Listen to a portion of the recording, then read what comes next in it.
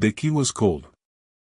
Not the chill of a winter morning, but a deep, subterranean cold that seemed to leach the warmth from Elara's fingers the moment she touched it. It was heavy, iron-forged and old, with intricate, almost cruel-looking scrollwork on the bow that depicted a bird with its wings pinned. It's the original, Mr. Blackwood, the estate agent, had said with a wheezing chuckle, his breath condensing in the dusty air of the 7th-floor hallway. Everything else in the building has been updated, modernized, you understand. But the locks on these doors, the owner insists they stay. Part of the building's character. Elara forced a smile, curling her fingers around the key. The cold bit deeper. Character is what I'm paying for, Mr. Blackwood. And it was true. The old Hammond Arms, a gargoyle-adorned relic from the Gilded Age, was precisely the kind of place she'd been searching for.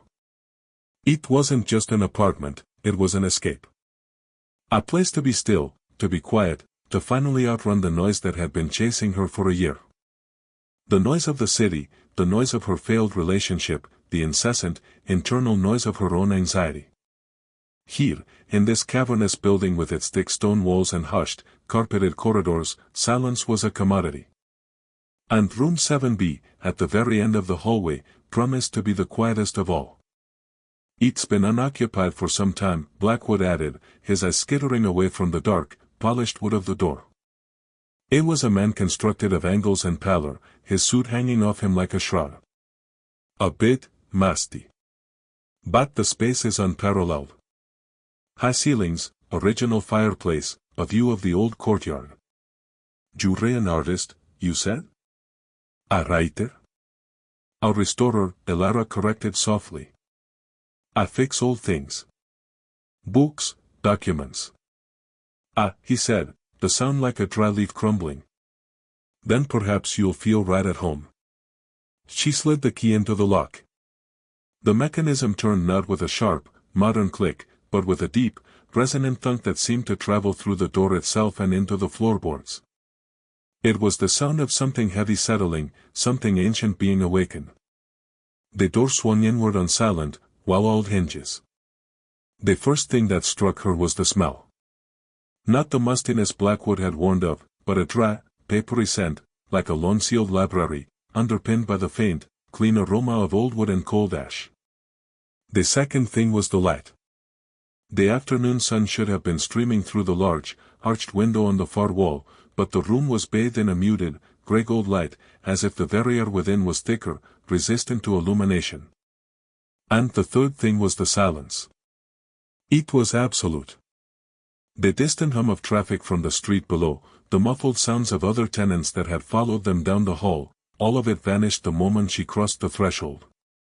It wasn't merely quiet, it was a vacuum of sound. Her own breath seemed small and fragile in the immense stillness. Wow! Blackwood prompted from the hallway, not stepping over the lintel. It stood as if an invisible barrier prevented entry. What do you think? Elara walked in, her footsteps deadened by a large, faded Persian rug woven with a complex, somber pattern that seemed to shift if she didn't look at it directly. The room was vast, a pre-war masterpiece of proportion. The walls were paneled in dark oak to waist height, then painted a pale, time-yellowed cream above. A marble fireplace, veined with gray and black, dominated one wall, its mantelpiece bare and dusty. The high ceiling was adorned with an intricate, water-stained plaster medallion from which a crystal chandelier hung, dust clinging to its teardrop prisms like frost. It was perfect. It was exactly the sanctuary she needed. A place where the past was present, but dormant. Content. Take it, she said, turning to face the agent. A strange expression flickered across his face, not relief, but something closer to pity. It was gone in an instant, replaced by a professional, bloodless smile. Excellent. The paperwork is all in order. You can move in immediately. The previous tenant left in something of a hurry. Their things have been cleared out. He left quickly after that, his footsteps echoing down the hall, a rapid, retreating tattoo, before being swallowed by the silence of 7B. The heavy door clicked shut behind him, and Elara was alone. For the first hour, she simply existed in the space. She unpacked a single suitcase, placing her clothes in the giant, mirror-doored wardrobe that stood like a sentinel in the bedroom alcove. Her reflection in the tarnished glass was wavery, indistinct. She set up her work table near the window, arranging her bone folders, scalpels, pots of archival adhesive, and rolls of Japanese repair paper with meticulous care. The room watched her. She could feel it. It was not a hostile gaze, nor a welcoming one. It was simply attentive. As if it had been waiting. As dusk began to bleed into the city skyline, the room changed. The muted light faded, and shadows pulled in the corners, deep and velvety, refusing to be banished by the weak, jaundiced glow of the single lamp she switched on. A chill seeped from the stone walls, a cold that was impervious to the central heating.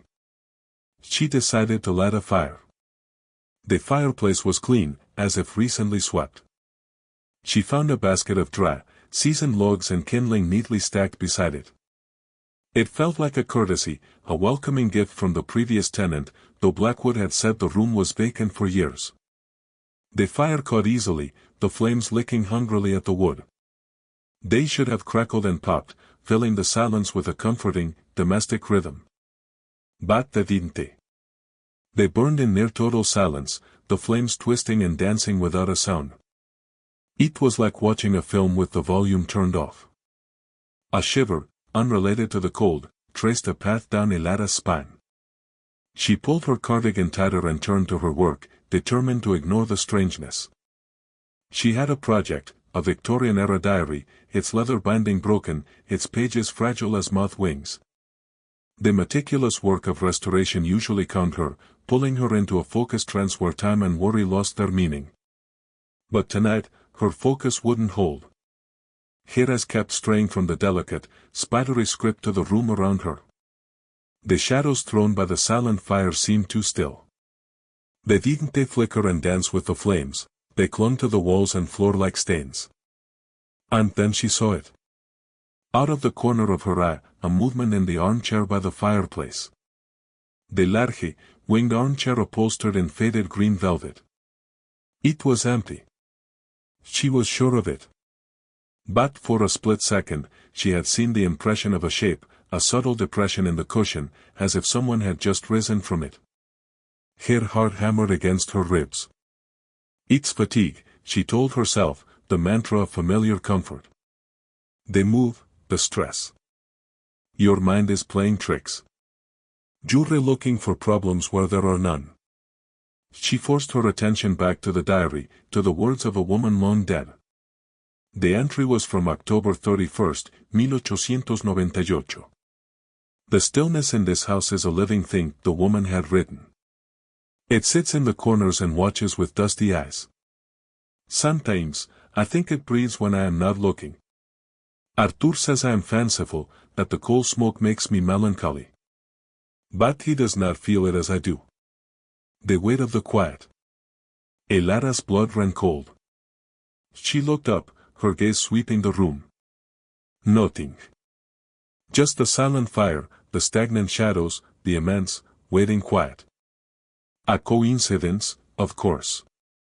A common sentiment for a sensitive soul in a large, old house. She was being foolish. She closed the diary, the soft thud of the cover abnormally loud in the hush. It was time for bed. Sleep would reset her nerves. The bedroom alcove was separated from the main room by a heavy velvet curtain of a deep, burgundy red.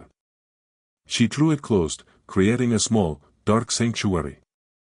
The four-poster bed was enormous, its mattress firm but comfortable. She lay down, listening.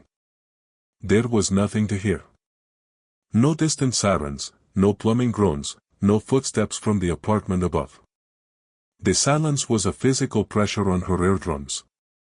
In the city, she had craved this. Now, lying in the absolute blackness of room 7B, it felt oppressive. It was the silence of a tomb. A conscious silence.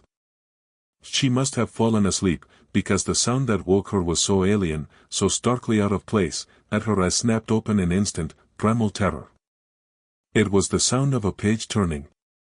A slow, deliberate, papery rasp. It came from the main room. On the other side of the curtain. Elara lay frozen, her breath trapped in her lungs. She listened with every fiber of her being. The sound did not repeat. Instead, a new sound began. A soft, rhythmic scrape, scrap, scrap. It was the sound of her own bone folder, the polished tool she used to smooth creases from paper, being drawn across a surface. Someone, or something, was in the main room, sitting at her work table, using her tools. Terror el in abise. She was a statue in the bed, her mind screaming at her to move, to hide, to scream, but her body refused to obey. The scraping continued for what felt like an eternity. Then it stopped. The silence that followed was worse. It was a listening silence. And then, a new sound. Faint at first, then growing clearer. It was the sound of breathing. Not her own. This breathing was slow, deep, and rattled with a faint, dry congestion, like pages rustling in a book. It was coming from just the other side of the velvet curtain. The thing in her room was standing there. Listening to her listen. Elara squeezed her eyes shut, praying to a god she didn't believe in for it to be a dream, for it to go away. She felt a faint displacement of air as the curtain moved. A sliver of dim, fire-lit room appeared at the edge of the bed. The breathing was in the alcove with her. She could smell it now, the dry, papery scent of the room, intensified, mixed with the cold, mineral smell of old earth. The breathing stopped. It was directly beside the bed. She could feel a presence leaning over her, a coldness that seeped into the space between her skin and the blankets. A voice, when it came, was not a sound heard by the ear, but a thought etched directly into the fabric of her mind. It was a whisper made of dust and forgotten words. You are here to mend the broken things, it breathed. The voice was neither male nor female, but old, so very old. I am the most broken thing of all. And then, the weight on the bed shifted. The mattress dipped beside her. Something had sat down on the edge of the bed to watch her until morning. The true horror of room 7B was not that it was haunted. The horror was that the ghost had been waiting. And now that she was here, it had no intention of ever letting her leave. Part 2, The Restoration. Dawn did not arrive so much as the darkness gradually diluted to a grim, grey twilight. The first true sound Elara heard was the distant, muffled wail of a siren from a world that now felt continents away. The weight on the bed was gone. The presence had vanished. She lay there for a long time, limbs locked with a cold that had seeped into her bones. Had it been a dream? A vivid, sleep paralysis hallucination brought on by stress? The rational part of her, the part that meticulously repaired tears with wheat starch paste, clung to the possibility. Slowly, stiffly, she pushed back the covers and crept to the velvet curtain. She pulled it back an inch. The main room was as she had left it. The fire had burned down to grey ash. Her work table was neat, her tools arranged precisely. The Victorian diary lay closed. Everything was in order. Except. On the surface of the desk, next to the diary, lay her bone folder. It was positioned perfectly parallel to the edge of the table. But she always stored it in the ceramic jar with her brushes. Always. And on the seat of the green velvet armchair was a faint, distinct depression. Elara's breakfast, a cup of tea and a piece of toast, tasted like ash. She moved through the morning in a daze, the memory of the breathing, the voice, the weight on the bed, replaying in her mind on a loop. She thought about calling Mr. Blackwood, but what would she say? You think my new apartment is haunted? It would offer her a sympathetic smile and suggest she see a doctor. She thought about leaving, packing her suitcase and running back to the noisy, familiar anxiety of the city. But where would she go? This room, with its oppressive silence, was the only thing she could afford. Leaving meant failure. It meant admitting that the noise in her head had won, that she couldn't handle the very peace she had sought. No. She would stay. It was a dream. It had to be. Determined to reclaim the space, she threw herself into her work. The diary needed its binding resewn. She focused on the tactile sensation of the needle piercing the paper, the pull of the linen thread. The author, a woman named Eleanor, wrote of her life in this very city, a century past. Her worries were mundane, yet hauntingly familiar: loneliness, a distant husband, the slow passage of days in a large, empty house. As Lara worked on a page from November 15th, her blood froze again. The silence has become a companion, Eleanor had written. Though a strange one. It has moods. Some days it is light, almost playful. It will hide a thimble or leave a book face down. Other days, it is heavy and resentful. It watches from the corner by the wardrobe. It has a shape, I think. A tall, thin shape. I have named it the librarian, for it seems so concerned with the order of things. The corner by the wardrobe. Lara's eyes darted to the bedroom alcove. The tall, thin shape. Coincidence. It had to be. She was projecting her own fears onto the words of a hysterical Victorian woman. She took a break, deciding to explore the room more thoroughly, to prove to herself that it was just a room. The wardrobe was the obvious starting point. Its double doors were massive, the mirrors cloudy with age. When she pulled them open, they groaned on heavy hinges. Inside, it was deep and dark, smelling of cedar and that same dry, papery scent. It was empty, except for a single wire hanger dangling from the rail. As she went to close the doors, her reflection in the tarnished glass seemed to move a fraction of a second after she did. She stared, and the reflection stared back. Then, for the briefest instant, she saw not herself, but a tall, gaunt figure standing behind her, its head cocked to one side. She spun around. The room was empty. Her heart was a frantic bird in a cage of ribs. It's the distortion in the glass. A trick of the light. Next, she investigated the fireplace. Kneeling on the hearth, she peered up the flue. It was black and soot-stained. And there, wedged in a crevice just within arm's reach, was a small, rectangular object. She reached up, her fingers brushing against the rough brick, and dislodged it.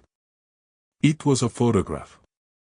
A sepia-toned portrait of a man and a woman. The woman was seated, her hands folded in her lap, her expression serene but distant. The man stood behind her, tall and severe, his hand resting on her shoulder in a gesture that could be either possessive or protective. His eyes were dark pits, his mouth a grim line. And in the background, barely visible, was a room. This room. The same marble fireplace, the same patterned rug. Lara turned the photograph over. In faded, elegant script was written, Arthur and Eleanor Croft, the Hammond, 1901. Eleanor. The author of the diary. A cold certainty settled over her. The presence, the librarian, it was Arthur Croft. It was still here. It was the stillness. That night, she did not sleep. She sat in a straight-backed chair, a blanket around her shoulders, and watched the room. The lamp was on, pushing back the shadows. She had piled the fire high with logs, and though it burned silently, it provided a semblance of warmth. For hours, nothing happened. The silence was profound, but it felt different now. It was no longer empty, it was charged, expectant. She felt like a specimen under a glass bell. Then, around 3 de la mañana, the temperature in the room dropped precipitously. Her breath plumed in the lamplight. The pages of the diary on her worktable began to riffle, as if in a breeze, though the air was perfectly still. They stopped on a specific page. From the green velvet armchair came a soft, sighing sound. Lara watched, paralyzed not by fear now, but by a dreadful fascination. The depression in the cushion deepened. It was as if an invisible body had settled into the chair. She could almost trace its outline, a tall frame, shoulders slightly stooped. The voice surfaced in her mind again, less a whisper now, more a clear, dry statement. She left the book face down. It breaks the spine. A thing of beauty should be cared for. Elara found her own voice, a cracked and fragile thing. Arthur? The air in the room seemed to tighten. The cold intensified. A feeling of sharp attention focused on her. You know my name. There was no warmth in the statement. It was a simple acknowledgement. I found your picture. You and Eleanor. A long pause. The silent flames in the fireplace seemed to dim. Eleanor did not understand order. She was careless with things. What happened to her? Elara dared to ask. She left, the voice replied, and the tone was final, brooking no further inquiry. You are not careless. You mend the broken things. You understand the importance of preservation. The bone folder on the desk lifted into the air, hovered for a moment, and then gently tapped the open page of the diary. These pages torn. Mend it. It was not a request. It was a command. And so began the terrible routine of Elara's life in room 7B. By day, she was alone, a prisoner of her own making. The door was never locked, but every time she thought of leaving, a wave of profound, soul-crushing apathy would wash over her. What was the point? There was nothing for her out there. Here, at least, she had a purpose. By night, Arthur would come. It was a demanding, fastidious phantom.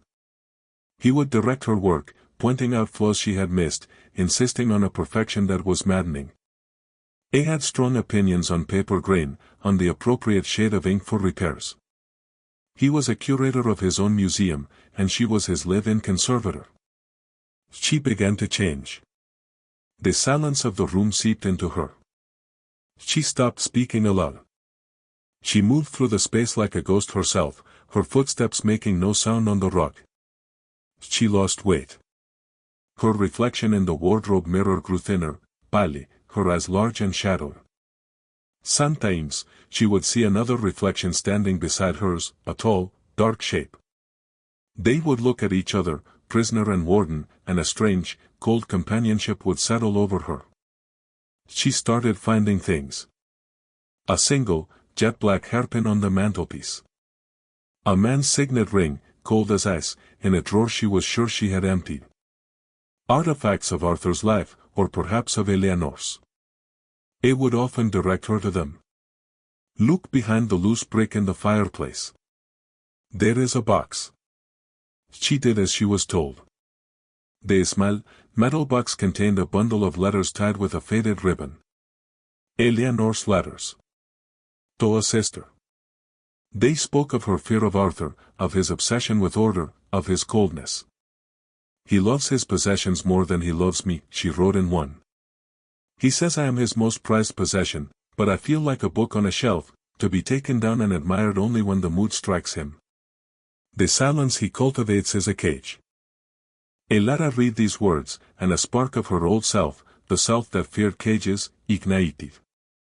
She looked at the green velvet chair, where the presence now perpetually resided. You drove her away, Elara said, her voice raspy from disuse. The temperature plummeted. The lamp flickered. The presence in the chair solidified, becoming almost visible, a shimmer in the air, a concentration of shadow and cold. She was ungrateful. He gave her everything. These home. Beautiful things. She wanted to change them. To rearrange. She was messy. She was alive. Elara shouted, the sound raw and shocking in the quiet. The reaction was immediate and violent. Every drawer in the desk flew open. The tools on her work table scattered, clattering to the floor. The pages of the diary fluttered wildly. A wind, cold and smelling of the grave, whipped through the room, extinguishing the fire and the lamp, plunging her into absolute darkness. The voice in her head was no longer dry. It was a screech of rage and desolation. She was mean. And she left. They always leave. But you. You will stay. You understand. You will mend what is broken. You will stay and preserve this place. The weight of his will crash down on her, a psychic avalanche of loneliness and obsession. She felt her own identity, her desires, her memories, being crushed beneath it. She was to become a part of the collection. A permanent custodian. In the blackness, she felt a cold, dry hand touch her cheek. It was not made of flesh, but of memory and dust. You will stay forever. Part 3, The Fire. Elara retreated into a corner, pulling her knees to her chest. The rage subsided as quickly as it had come, replaced by that same, terrible stillness. The lamp remained off. The fire was dead. The only light came from the city through the arched window, casting a sickly, orange glow. She was broken. The fight had gone out of her. Arthur was right.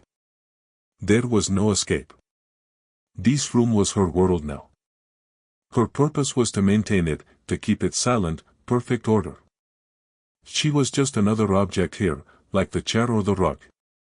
The thought was horrifying, but also, in a twisted way, a relief. There was no more struggle. No more decisions. Days bled into nights. She worked when he directed her. She ate when she remembered to. She slept fitfully on the floor by the hearth, unable to bear the memory of his weight on the bed. She was fading, becoming translucent, a ghost in her own life. One afternoon, tasked with repairing a tear in the map of the city that Arthur had insisted she frame, she reached for her pot of adhesive. It was a special glue, strong and fast-setting, with a high alcohol content. As her numb fingers fumbled with the lid, the pot slipped from her grasp and smashed on the marble hearth. The clear liquid pooled, the sharp smell of solvents cutting through the room stress and. A wild, desperate thought, the first she they had in what felt like an eternity, sparked in her mind. Fire. The silent, cold fire in the grate was a mockery. But real fire, fire was chaos. Fire was change. Fire was the antithesis of preservation. She felt a shift in the room's atmosphere. A tremor of alarm? Arthur sensed her thought. No. The command was sharp, immediate. Clear neat. Now. Elara looked at the broken glass, the spreading puddle. She looked at the dry, ancient logs in the basket. She looked at the diary, the letters, all the papery things Arthur held so dear. Clear neat. The voice was a lash, but for the first time, it held no power over her. She saw a way out. Not an escape to the world outside, but an escape from him. A final, defiant act of restoration. Not of objects, but of herself. She would mend the ultimate broken thing, this terrible, stagnant eternity. Moving slowly, deliberately, she picked up the box of matches from the mantelpiece. The presence in the room swelled, becoming a physical pressure, a cold so intense it felt like burning. Though not. She struck a match. The flare of light was blinding, the tiny, crackling sound a symphony after the silence. She saw the green velvet chair. For a single, horrifying second, she saw him. A tall, gaunt man in a dark suit, his face a mask of furious anguish, his eyes black voids of need. She smiled. It was the first real smile to touch her lips in months. Some things, she whispered, are too broken to mend. She dropped the match. The adhesive ignited with a soft hump. Blue flames raced across the hearth, licking at the dry wood in the basket. In an instant, the logs were ablaze. But this was not Arthur's silent, obedient fire. This was a roaring, crackling, living inferno. It was loud. It was glorious. The fire leaped to the rug, the ancient fibers catching eagerly. It ran along the edges of the work table, devouring the diary, Eleanor's letters, the map. A scream filled her head, a sound of pure, undiluted agony that had nothing to do with physical pain. It was the sound of order dissolving, of a collection being destroyed, of eternal silence being shattered. No. My things. My beautiful things. The wardrobe mirrors cracked with a sound like gunshots. The chandelier swayed, its crystals clinking together in a frantic, discordant melody. The room was a maelstrom of light and sound and heat. Elara did not try to run. She stood in the center of the storm, watching the flames consume the green velvet chair, the place where he had sat and watched her for so long. The heat was immense, searing her skin, but it was a clean pain, a feeling after so much numbness. The screaming in her mind faded, replaced by a different sound, a vast, papery sigh, like a million books turning to ash. She felt the presence not as a crushing weight, but as a dispersal, a letting go. As the flames reached the ceiling and the smoke began to choke her, she saw a final image in her mind's eye, not of Arthur, but of Eleanor. She was smiling, her hand outstretched, not in farewell, but in welcome. And for the first time, the stillness in room 7B was not a cage, but a peace. The last thing Elara heard was not the roar of the fire, but the beautiful, chaotic, and wonderfully loud sound of the world ending. Epilogue. The fire department managed to contain the blaze to room 7B. The rest of the Hammond Arms suffered only smoke and water damage. Investigators found one body, too badly burned to be identified, though dental records confirmed it was the tenant, Elara Reed. Mr. Blackwood stood in the charred, dripping wreckage a week later, a handkerchief held to his nose. The air stank of wet ash and regret. The new owner was furious. It would be a costly repair. As he turned to leave, his foot kicked something metallic across the blackened floorboards. It bent down and picked it up. It was the old, iron key to room 7B. It was smudged with soot, but still cold. Unnaturally cold. Said. They would have to change the lock now, of course. The owner would insist on a modern one. It was about to toss the key into a debris pile when he stopped. He looked around the empty, ruined room. For a moment, he could have sworn he saw a tall, thin shadow standing by the empty window frame. And he felt a sudden, overwhelming urge to keep the key. After all, it was part of the Wilding's character. And they would, eventually, find a new tenant for the restored room. Someone looking for quiet. Someone who appreciated the past. Someone who understood the importance of mending broken things. He slipped the cold, iron key into his pocket. It felt heavy. It felt right.